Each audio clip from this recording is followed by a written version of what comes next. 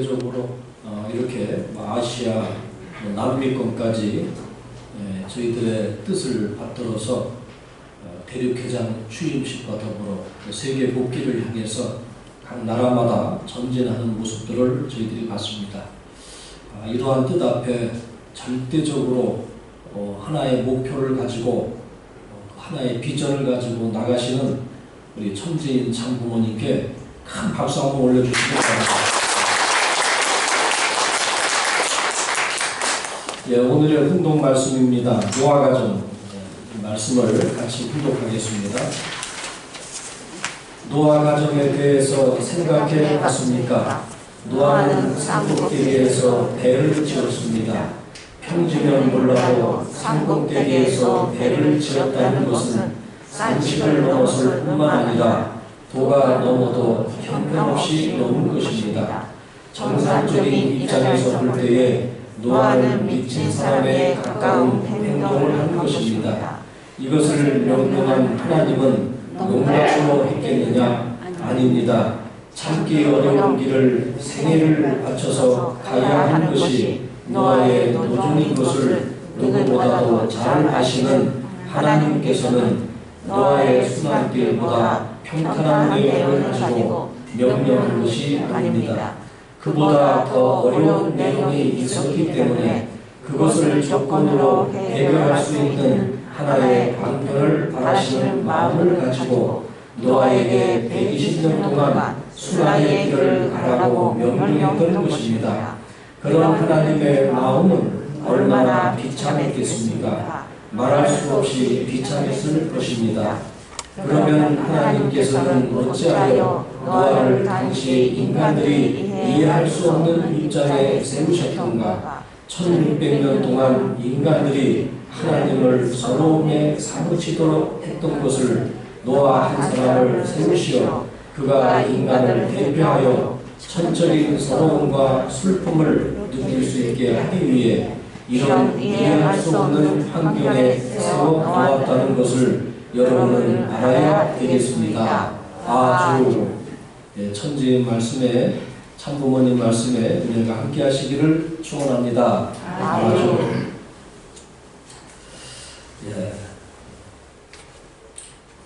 이것이 터키의 동북부의 러시아 국경에 가면은 사와산이라는 산이 있습니다. 거기 산 높이가 해발 5,160 아주 이렇게 높은 해발 높은 그곳에 보면 이와 같이 추측입니다. 이 보시면은 배 형상이 있죠. 이것이 노아의 방주다 이렇게 얘기들을 하고 또 많은 탐험가들이 저 우주에서도 보면은 이게 보인다 그래요. 상당히 커서 우리나라에서 2006년도에 어느 뉴스 기자가 여기를 방문해서 실체적인 것을 사진을 찍고 이렇게 해가지고 왔습니다. 이것을 터키 정부에서는 공개하지 못하도록 여기 오르는 것 자체를 지금 막아놓고 있다고 합니다. 실체인지는 뭐 우리가 확인할 수는 없지만 이렇게 지금 나와 있습니다. 성경에 나와 있는 많은 이야기들이 이게 실체인지 또는 뭐 허상인지 우리가 뭐 그 당시를 알 수가 없고 또 이 성서의 기록이라고 하는 것이 이게 옛날에 어떤 기록으로 남아져 있는 것도 아니고 후대에 이것을 기록했기 때문에 그 기록한 사람에 따라서 많은 또 차이도 있습니다. 그러나 오늘날의 성경 66권은 어떠한 개인에 의한 쓰여진 것이기도 하지만 이런 것들을 하나님의 섭리에 의해서 묶으셔가지고 하늘의 뜻을 전하고자 하는 하나의 성소로서 우리에게 그 성소를 통해서 하늘을 알게 하고 하나님의 섭리를 어떻게 해왔는지를 깨닫게 하고 또 그 교훈을 삼도록 하시는 그것이 성서의 기록이라고 생각이 됩니다. 그래서 노아의 방주에 대한 이야기, 오늘은 노아 가정에 대한 이야기를 하고자 합니다. 노아 가정을 중심한 복귀 섭리는 어떻게 해오셨는가? 전에 제가 7월 달인가요? 그때 아담 가정을 했습니다. 그래서 오늘은 이제 이어서 노아 가정을 중심한 복귀 섭리를 말씀을 드리고자 합니다. 가인이 아벨을 죽임으로써 아담 가정을 중심한 복귀 섭리는 이루어지지 않았다. 그러나 창조 목적을 완성하시려는 하나님의 뜻은 절대적으로 예정하시고 이루시니 하나님은 아벨이 하늘에 대하여 충성했던 그 심정의 터전 위에 그의 대신으로 셋을 세우셨다. 셋의 후손에서 노아의 가정을 택하시사 아담 가정을 대신으로 세우시어 새로운 복귀 섭리를 하셨다.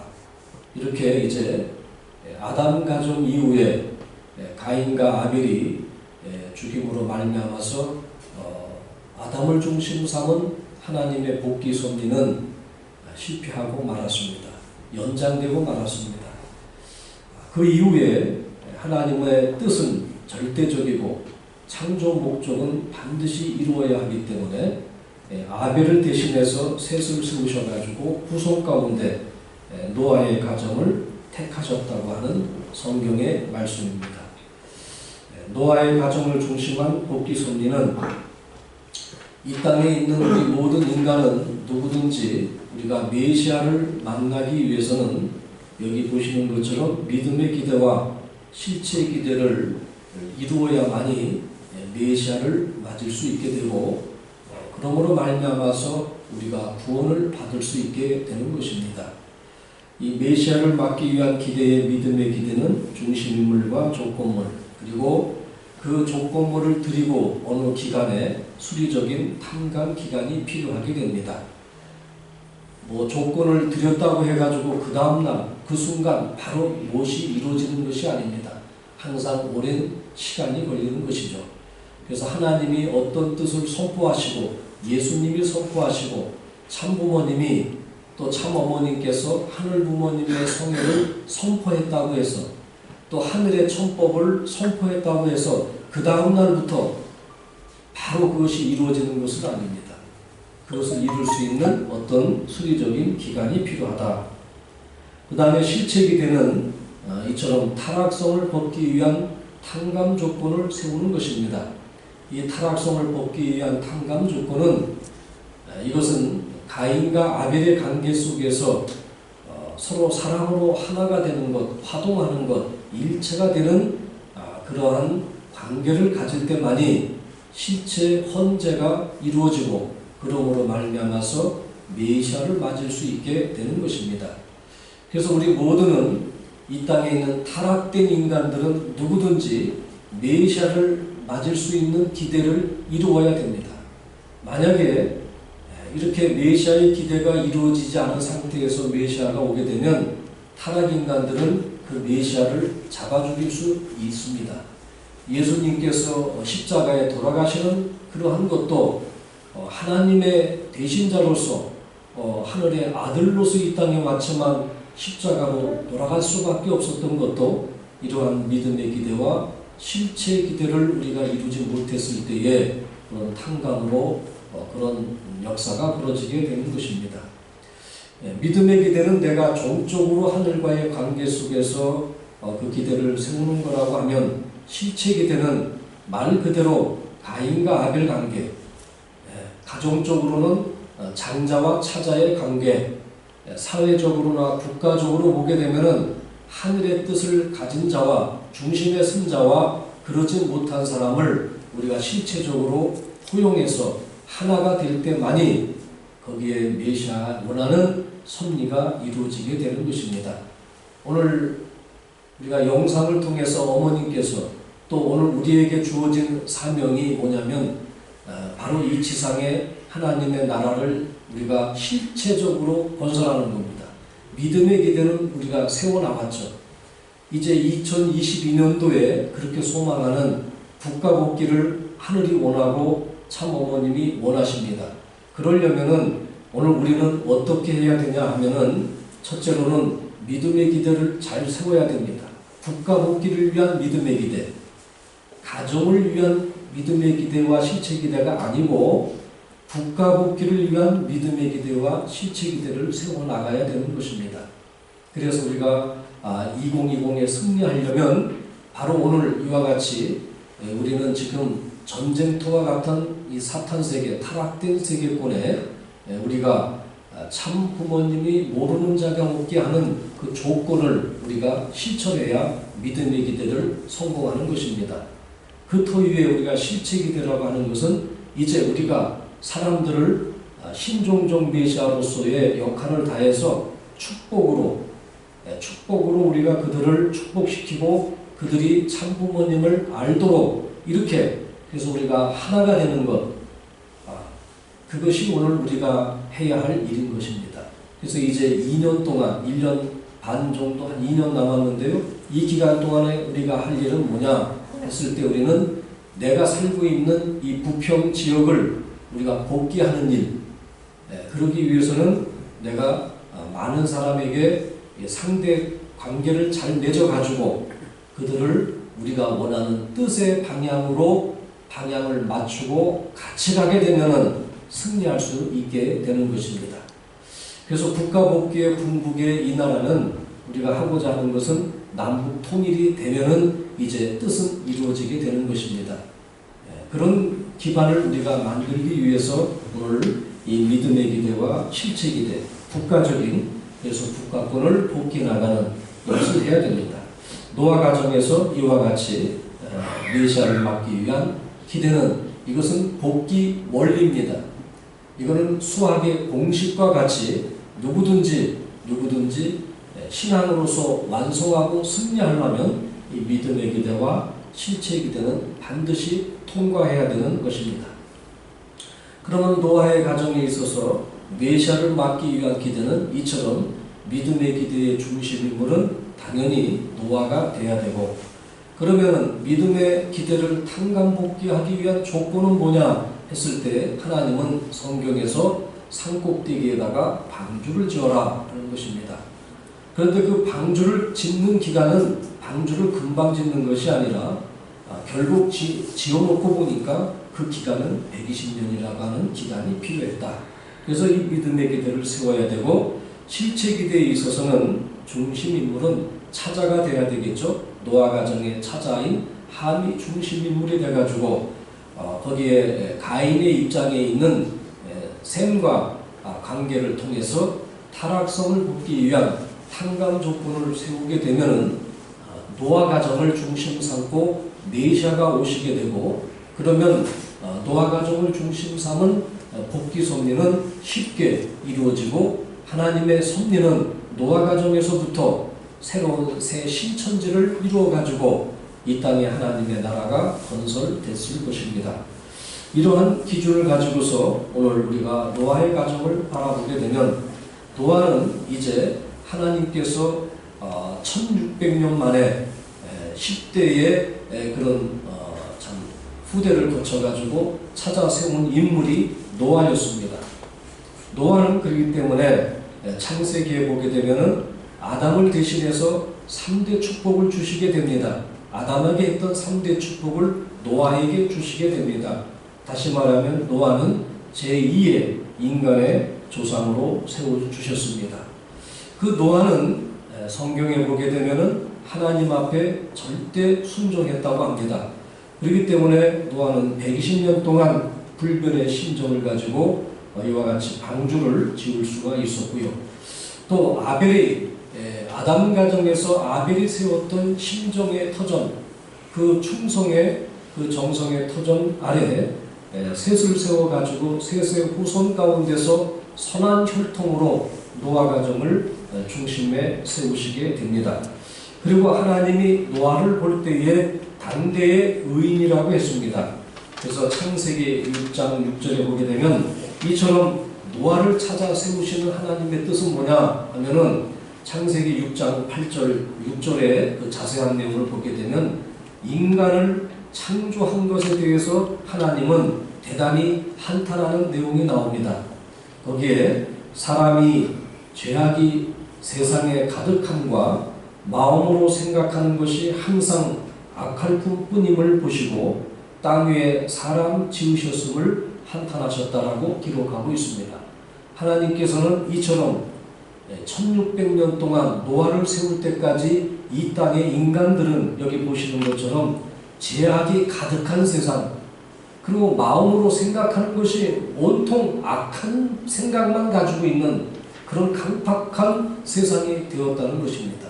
그래서 하나님은 여기에서 홍수로서 세상을 심판하겠다고 하는 계획을 세울 수밖에 없었던 것입니다. 그래서 노아를 당대의 의인으로서 믿음의 기대의 중심인물로 세워서 이제 그 족고물로는 하나님께서는 방주를 짓게 하셨습니다. 왜 방주를 지으라고 하셨을까요?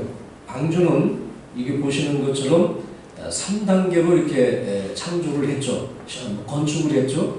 그것은 뭐냐면 신천주를 상징하는 것입니다. 왜냐하면 이 방주라고 하는 것을 왜 지으라고 했냐면 아담을 중심 삼고 이 땅에 하나님의 뜻을 이루려고 했는데 하나님의 창조 이상이 아담, 해와의 타락으로 말미암아서 모든 천주를 잃어버렸어요. 타락으로 인해서 전부 다 사탄한테 빼앗겨버렸단 말이죠. 사탄의 침범을 받았단 말입니다. 그래서 하나님은 노아를 통해서 믿음의 기대를 세우는 데 있어서 잃어버린 천주를 다시 찾아야 되는 상징적인 의미로서 이 방주라고 하는 것을 지어라. 그래서 이 방주는 신천주를 상징하게 됩니다. 그래서 성경에 보면은 구체적으로 길이는 몇 메타이고 높이는 몇 메타고 그 다음에 거기는 어떻게 지우고 자세하게 상세하게 기록을 해놓고 있습니다. 그러한 계획 속에서 이 방주를 산꼭대기에다가 짓게 되죠. 그래서 그 노아의 8 식구가 이 방주에 들어가게 되는데 이것은 바로 아담의 8 식구를 탕감복귀하는 의미를 갖게 됩니다. 그리고 이 천주의 노아는 천주기 때문에 거기는 노아는 하나님을 대신하는 입장으로서 하나님 입장의 노아가 되는 것이고요. 노아의 가정은 전 인류를 상징하게 되고 동물의 쌍쌍을 전부 다 이 방주에 실었죠. 동물은 만물 세계의 전체를 상징하게 됩니다. 그리고 3층은 3단계의 성장 기간을 상징하는 것이죠. 이 우주를 창조할 때 하나님은 3단계의 관계를 가지고서 이 만 우주를 창조했기 때문에 그것을 다시 복귀하는 그것이 바로 이 신천주를 상징하는 방주였다는 것입니다. 그래서 이 족고물로서 방주를 지어라. 뭐 방주 지어라고 맨날 말씀한 게 아닙니다. 한마디에 노아는 거기에 절대 순종하고 그것도 평지가 아니라 산꼭대기에다가 이 방주를 짓게 됩니다. 한번 상상을 해보십시오.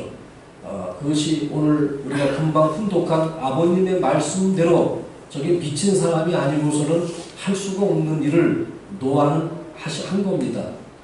얼마나 많은 사람이 조롱을 했겠습니까? 얼마나 많은 사람이 비판을 했겠습니까? 뭐 그들만 비판했겠어요? 성경에 보게 되면은 노아의 8 식구가 들어가긴 들어갔지만 노아의 부인에 대해서는 한마디도 안 나옵니다. 이름조차도 거론을 안 해요.